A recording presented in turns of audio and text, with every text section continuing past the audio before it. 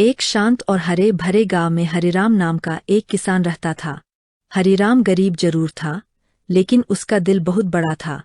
उसकी पत्नी सीता और बेटा मोहन भी उसकी तरह सरल और ईमानदार थे। हर दिन सुबह सूर्योदय से पहले हरिराम खेतों में काम करने निकल जाता। गांव वाले कहते थे, हरिराम जैसा सच्चा आदमी पूरे गांव में कोई नहीं। एक दिन गर्मी के मौसम में हरिराम अपने पुराने खेत की जुताई कर रहा था। मिट्टी बहुत सख्त थी और हल बार बार अटक रहा था। कुछ देर बाद उसे जमीन के नीचे से खट जैसी आवाज सुनाई दी। बाबा, यह आवाज कैसी थी? हरिराम ने मिट्टी हटाई तो एक पुराना, जंग लगा हुआ लोहे का कलश दिखाई दिया। उसे उठाते ही कलश खुला और दोनों की आंखें फटी की फटी रह गईं। कलश में चमचमाते सोने के सिक्के थे। बाबा, हम बहुत अमीर हो गए। अब हम नया घर बनाएंगे, नई ट्रैक्टर खरीदेंगे। ये तो भगवान की देन लगती है। आपके इनाम का फल आज मिला है।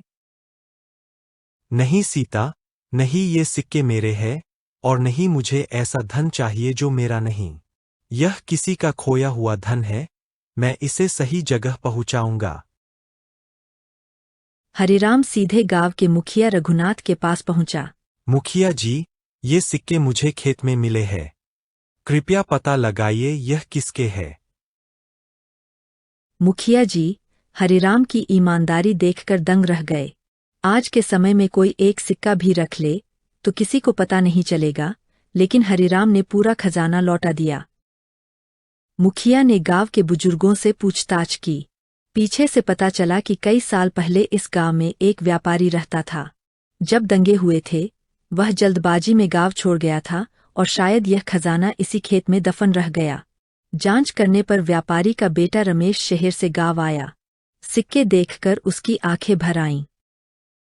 मैंने सोचा भी नहीं था कि इतने साल बाद यह कोई ढूंढ कर मुझे लौटाएगा।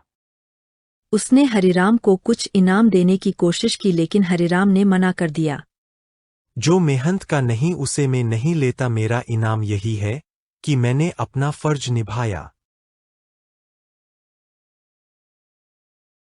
हरिराम की सच्चाई की चर्चा पूरे इलाके में फैल गई। मोहन की आंखें गर्व से चमक रही थीं। बाबा, मैं भी बड़ा होकर आपके जैसा बनूंगा। आज आपने साबित कर दिया कि सच्चाई हमेशा जीतती है। ईमानदारी से बड़ा कोई धन नहीं। चाहे अवसर कितना बड़ा हो, गलत रास्ते का अंत हमेशा गलत होता है। सच्चाई से समाज में सम्मान मिलता है। परिवार और आने वाली पीढ़ी अच्छे कर्मों से ही सीखती है।